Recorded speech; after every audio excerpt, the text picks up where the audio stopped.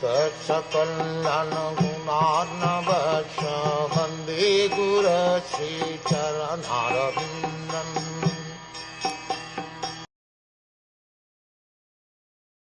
The subject of the departure of the sons of Pandu for the ultimate goal of life back to Godhead is fully auspicious and is perfectly pure. Therefore, anyone who hears this narration with devotional faith certainly gains the devotional service of the Lord, the highest perfection of life. Srimad Bhagwatam is a narration about the personality of Godhead and the devotees of the Lord, like the Pandavas.